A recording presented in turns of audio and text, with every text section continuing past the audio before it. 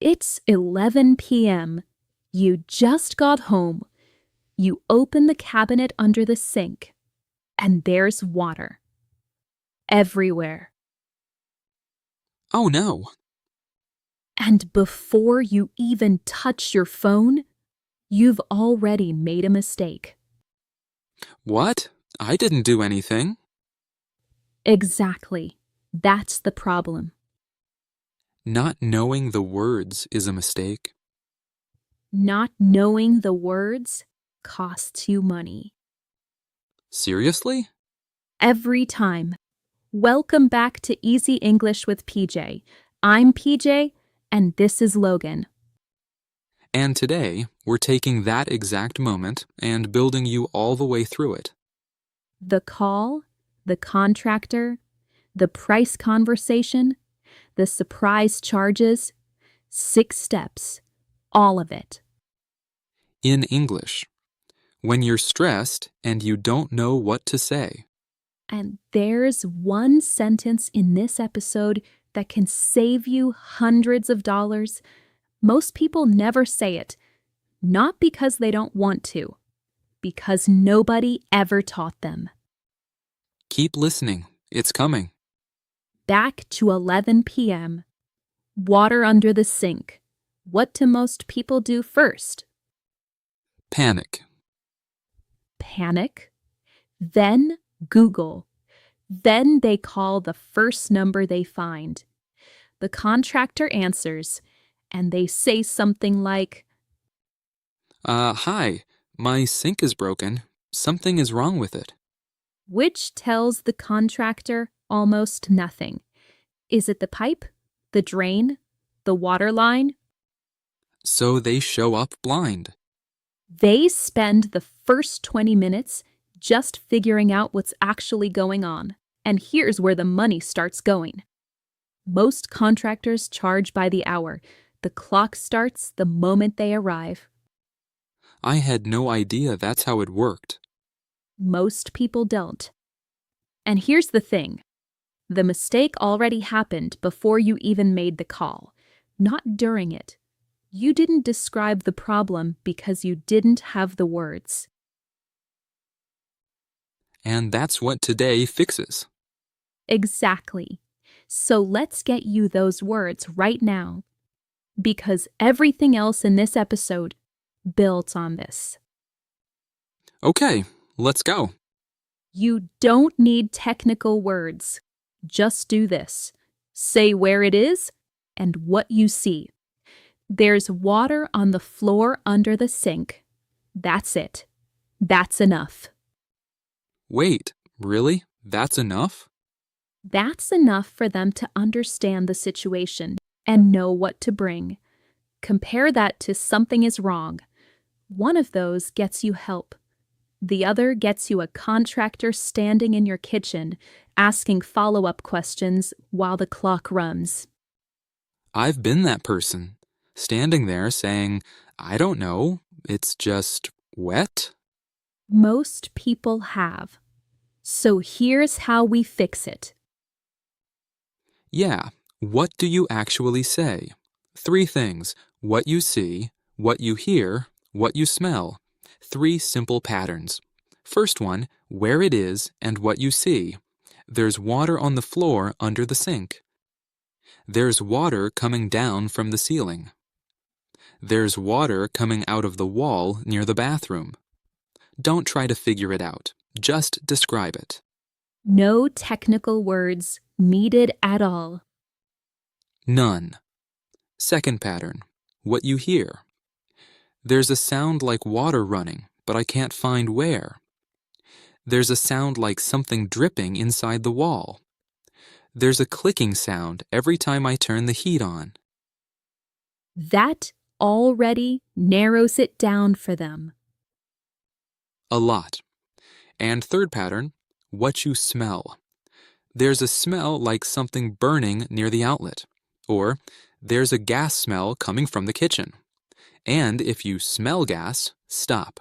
Don't call a contractor. Get out of the building and call the gas company for 911.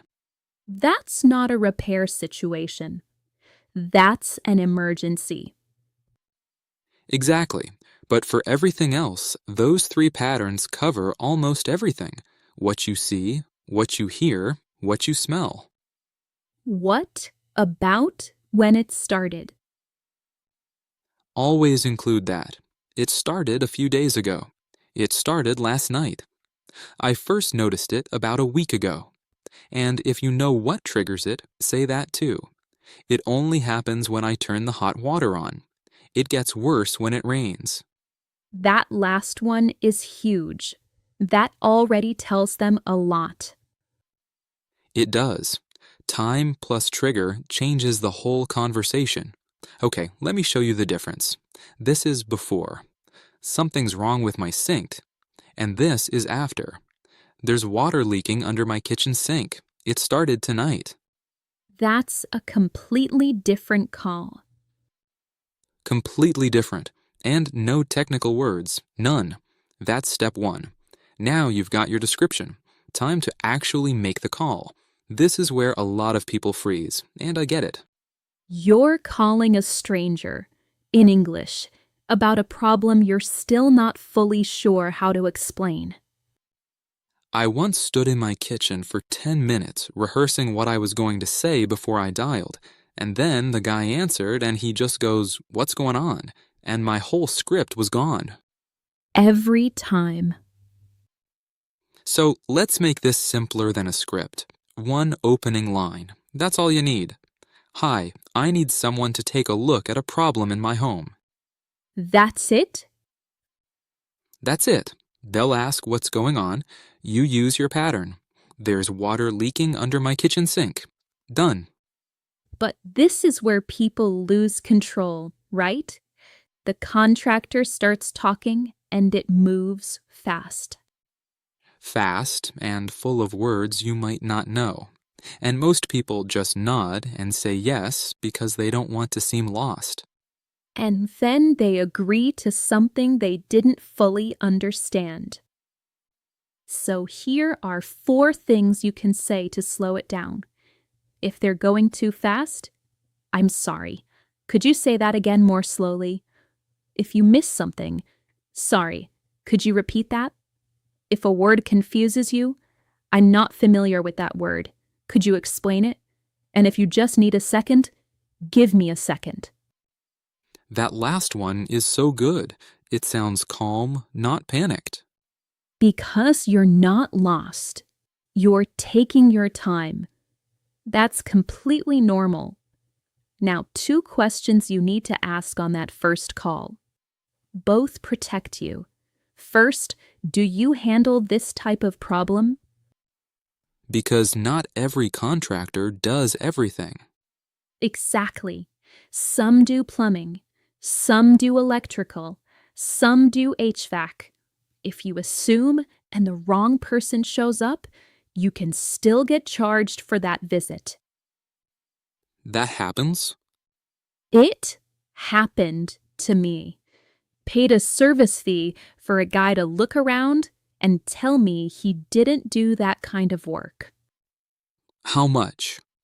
$60 for nothing, which brings us to the second question. Do you charge for the inspection, or is there a fee just to come and look? Ask that before they come, not after. Always before. Quick question. Think about the last time you called someone about a problem at home. Did you ask about the fee first? Be honest. Drop it in the comments. I think most people didn't, and most people wish they had. Okay, they're coming. And when they walk in the door, this is where it really matters. They show up, they look around, and then they say 2 words that nobody likes hearing. "Oh no," It depends. which tells you nothing.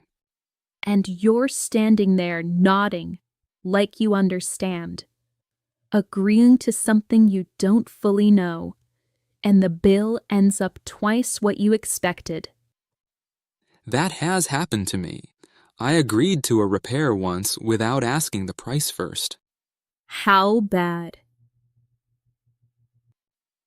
Double what I expected. And I just paid it because they were already done and I didn't know what else to do. That's the moment this step prevents. So here's how step 3 works. Ask directly. How much will this cost? Don't wait for them to bring it up. Wait, do people actually say that directly? That feels awkward. I know. But every contractor expects that question. If they seem uncomfortable with it, that's a red flag. Wait, hold on. Let me ask you something. Go. Have you ever actually said all of this in real life? Like, does it actually work the way we're saying it does? Yes. And the first time I did it, I was nervous too. But the contractor just answered the question. No drama. They deal with customers all day. A customer who knows what to ask is actually easier to work with. That reframes it completely. So ask, how much will this cost? Then follow up. Is that a fixed price or an estimate? What's the difference? Fixed price means the number doesn't change. What they say is what you pay. An estimate means it can go up, sometimes a lot. So if it's an estimate, you need more. Ask, what could make the price go higher? Is there a maximum? What's the worst case price? Those questions protect you from surprises later. What about parts? Always ask, does that price include labor and materials? Because sometimes they only quote the labor. Parts get added at the end, and that's when things get expensive. And you only find out when they hand you the bill. Exactly. And if the number sounds too high, say it calmly. That sounds a bit higher than I expected. Then stop talking. See what happens. Sometimes the price changes. Really? Not always, but it happens more than you'd think. And if it doesn't move, you can say, I'd like to get a second opinion before I decide. That's okay to say? It's your home and your money. Of course it's okay. Now, this is the sentence. This is the one we mentioned at the start. The one that saves you hundreds of dollars. This is the one. What is it? Can you give me a written estimate before we start? That's it? That's it. And it changes everything. If it's written, it's real.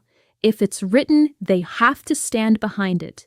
If something changes later, you have something to refer back to. What if they won't put it in writing?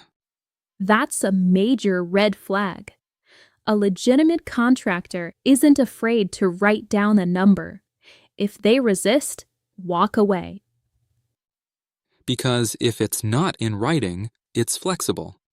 The price can move in any direction because nothing is holding it, so always get it in writing. And ask one more.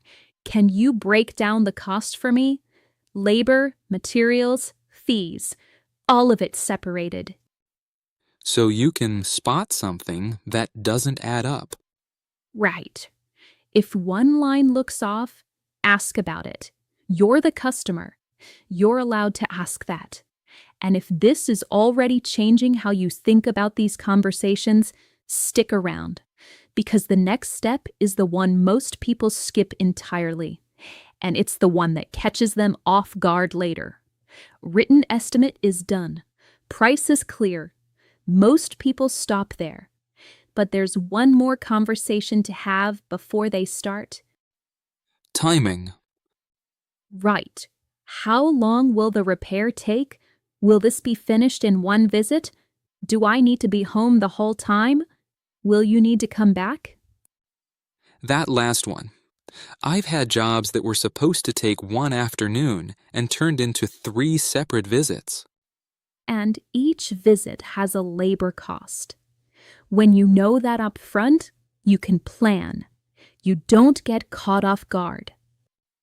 What if you can't be home? Ask, is it okay if I'm not home? Do you need someone there?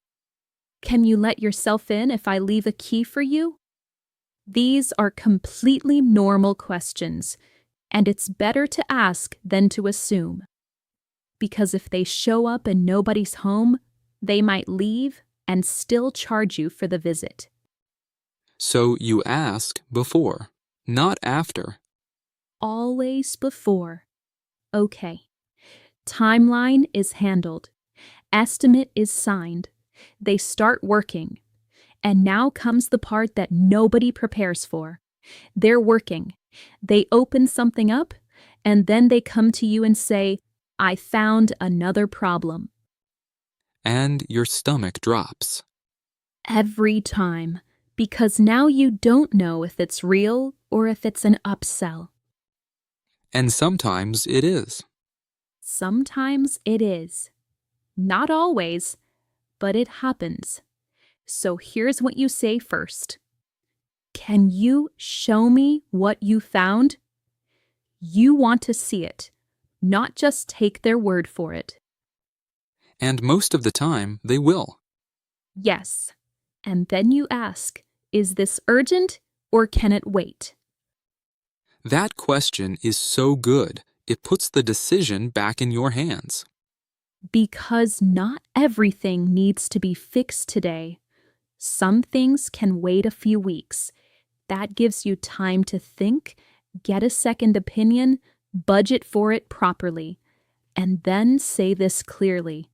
I'd like to think about it before making a decision. Say it calmly. And then stop talking. You don't owe anyone an immediate answer for something that wasn't in the original plan. I want to stop for a second, because I think there's something we haven't said that really matters. Say it. We've been talking about these phrases like they're tools, and they are, but the real reason people don't use them isn't because they don't know them. It's because in that moment, when the contractor is standing in your home, looking at your walls and your pipes, you feel like you don't have the right to ask. Like they're the expert, so questioning them means you're being difficult. I felt that for years. I once paid for work I wasn't even sure I needed because I didn't want to seem like I didn't trust the guy. How much? A lot, and I still don't know if it was necessary. That right there. That's who this episode is for. Because you don't need permission to ask these questions. You already have that right. You're hiring them for their skill, not for your budget, not for your priorities. That part is yours. No one else decides that. I really wish someone had said that to me the first time a contractor walked into my apartment. Same. And while they're working, here are simple questions you can ask anytime. Can you explain what you're doing? What's causing this? What happens if it's not fixed? Is there a less expensive option? How serious is this? Those are all normal. Every single one. Asking them keeps you in the conversation instead of just standing there hoping it goes okay. Before we get to the final step, if you'd known all of these phrases a year ago, how much money do you think you would have saved? Put a number in the comments, because when people see real numbers, it becomes real. And it starts being real. Okay? Final step. This is the one people skip, because by the end, they're just relieved it's over. Repair is done, contractor is packing up, And most people say thank you, hand over the money, and close the door. And that's the last mistake. Right. Because things can still go wrong after they leave. So before they do, ask this. Do you offer a warranty on this repair? Because a lot of them do, but they won't tell you. 30 days, 60 days, sometimes a year. If the problem comes back in that window, they fix it. But only if you asked. If you didn't, you pay again. I once had a repair fail 2 weeks later. New contractor, new bill. Did you ask about the warranty the first time? I didn't even know that was a question I could ask. Most people don't.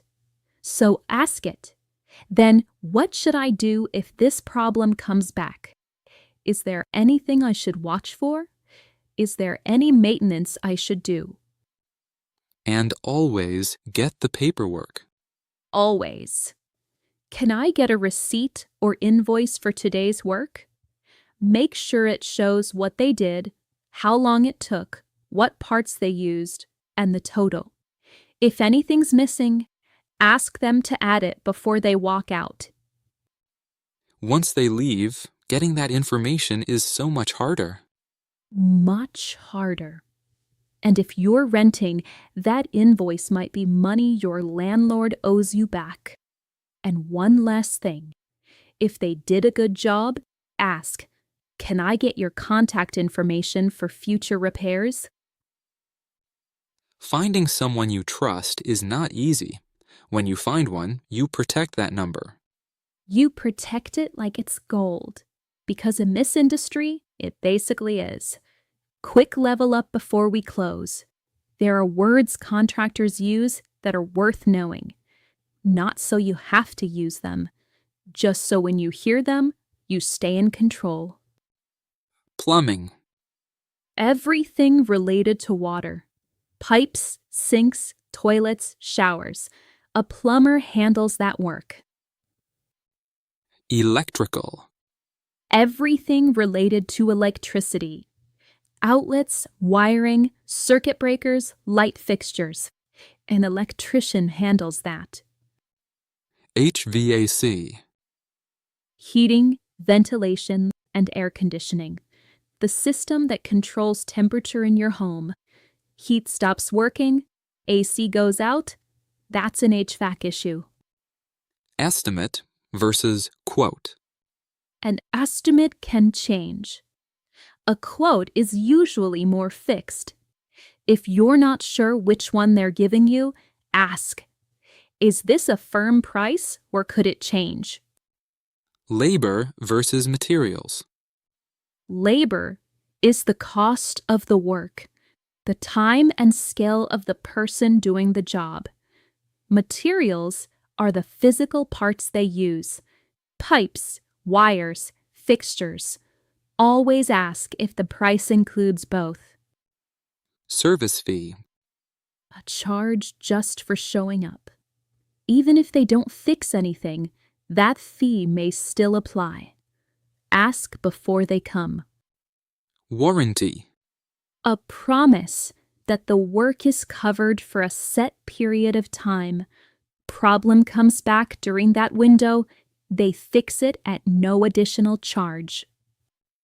Up to code. Building codes are safety rules set by the city. If something isn't up to code, it doesn't meet legal safety standards. That matters especially if you ever sell your home. Minor versus major. Minor is small, not urgent, can usually wait. Major is serious, needs attention soon. And if a contractor tells you something is major and you're not sure, say it. I'd like to get a second opinion before I decide. Every time you're not sure. Every time. And one more. Always ask this before you hire anyone. Are you licensed and insured? Licensed means they've met official requirements for their trade. Insured means if something goes wrong in your home, their insurance handles it, not yours. I didn't know I was allowed to ask that. You're always allowed to ask. And if the answer is no to either one, find someone else. Back to 11 p.m. Water under the sink. But this time, you're ready. You take a breath, you look at it, and you say, "There's water leaking under my kitchen sink. It started tonight.